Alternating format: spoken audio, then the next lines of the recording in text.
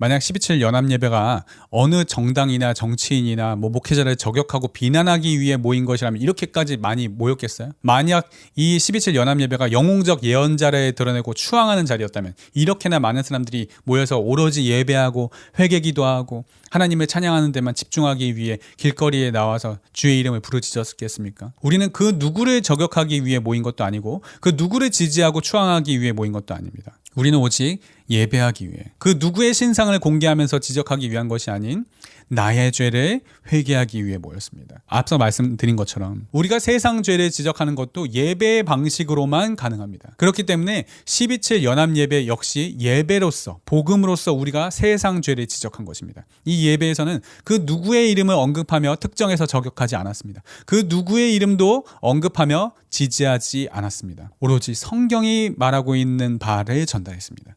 이것이 크리스천의 올바른 정치 참여 방식입니다. 어떤 분들은 집회권마저도 성경적이지 않다고 생각하시는 분들이 있었습니다. 그러면 우리는 예배당에도 모이면 안 됩니다. 그것 역시 집회죠. 우리가 코비드-19 당시에 예배 금지 명령을 받은 것이 아닙니다. 우리는 집합 금지 명령을 받았기 때문에 예배도 드릴 수 없었던 것입니다. 집회와 예배는 따로 분리되어서 생각할 수 있는 개념이 아닙니다. 예배당 내에서 드리는 예배만 참된 예배고 야외에서 드리는 예배는 정치 집회일까요? 그렇게 주장하는 사람들은 아직 여전히 로마 가톨릭의 전통에 매여 있는 것입니다. 프로테스탄트들의 예배가 예배당에 묶여 있다? 만약 그런 것이었다면 예수님께서는 산상수훈도 하시면 안 되었겠죠. 그 외에 수많은 선지자들은 늘 항상 성전과 예배당, 회당에서만 말씀을 선포했었나요?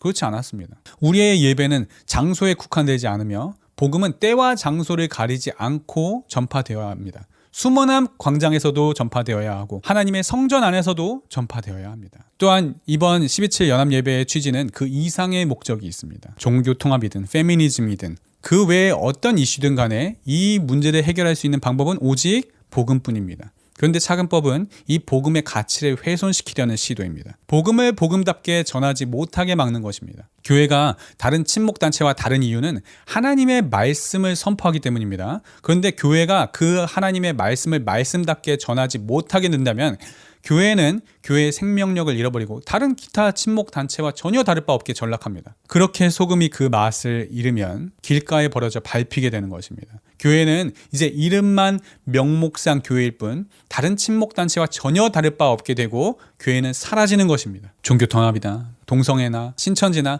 그 외에 여러 이단들도 물론 교회 내에 들어와서 교회가 지닌 소금의 맛을 잃어버리게 만드는 역할들을 자기들 나름대로 수행합니다. 하지만 교회는 오히려 그런 이단들로 인해 누가 진짜 교회인지 드러나게 되는 계기가 됩니다. 하지만 포괄적 차근법은 다릅니다. 차근법은 통과되는 순간 집합금지 명령 떨어질 테고 예배당은 폐쇄될 테니까요. 결국 차근법은 한국교회 전체를 망치는 악법 중의 악법입니다.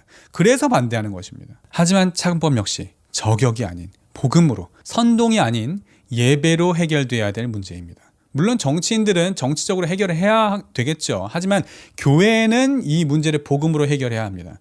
누군가의 이름을 드러내거나 누군가의 이름을 낙인 찍는 정치적인 방식으로 하는 것은 정치인들, 레카 유튜버들, 선동꾼들이나 취하는 방식이지 교회가 취할 방식은 아닙니다.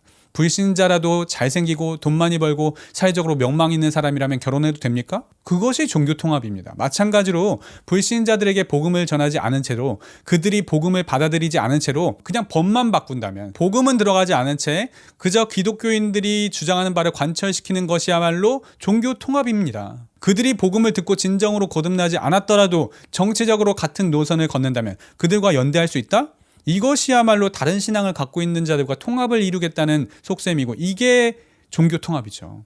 하나님께서는 정치적으로 다른 자와 멍해를 같이 하지 말라고 하신 적이 없어요. 믿지 않은 자와 멍해를 같이 하지 말라고 하셨죠. 복음 외의 다른 방식, 대중 앞에서 저격하는 방식, 성경적이지 않은 방식으로 자신의 뜻을 관철시키고 정치적 연대를 이루거나 정치적 목적을 이루려고 하는 것은 기독교의 탈을 쓴 정치질입니다. 물론 정말 인간의 탈을 쓴 악마들도 있습니다. 인간적으로는 정말 미운 목회자들, 미운 언론인들, 미운 유튜버들 당연히 있을 것입니다. 저도 그렇습니다. 그러나 그들도 주님께 돌아와야 할 영혼들이고 사랑으로 대해야 할 사람들이라고 생각합니다. 그러다 결국 가룟 유다처럼 그들이 결국 돌이키지 않는다 하더라도 심판은 하나님께서 하실 것입니다. 우리가 해야 할 것은 그저 축복하고 기도함으로 그 머리에 숯불을 쌓는 것 밖에는 없다고 봅니다. 뭐로 가도 서울만 가면 되지 않습니다. 교회는 느린 방식을 채택해야 합니다. 성도들 스스로가 깨닫고 스스로 분별할 수 있게 교육해야 합니다. 리스트업을 해서 선동하는 것은 지금 당장은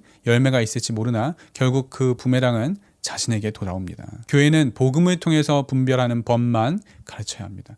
지금 당장 눈에 열매가 없더라도 그 길을 가야 합니다. 복음으로, 예배로 세상에 나아가야 합니다. 자신과 정치적으로 반대되는 입장에 있는 사람들, 이견이 있는 사람들 당연히 미울 것입니다. 그들이 세상을 망치고 있다고 생각하실 거예요. 교육? 반대편에서는 죽자고 달려드는데 참 순진한 생각한다. 이렇게 여기실지 모르겠습니다. 하지만 똑같은 방식으로 대하면 박수가 쳐집니다. 상대방이 대하는 방식과 다른 방식으로 대해야 그들의 공격을 무력화시킬 수 있습니다. 우리는 복음의 칼날을 예리하게 갈아야 합니다. 시대를 분별할 줄 아는 다음 세대들을 양성해야 할 것입니다. 진정한 부흥은 남을 회개시키는 것에 비롯되지 않는다고 봅니다. 내 자신의 회개에서부터 시작된다고 봐요. 자기 십자가를 지고 예수님을 따르는 사람이 제자이지 자신도 감당하지 못할 십자가를 남에게 지우는 사람이 제자라고 보지 않습니다.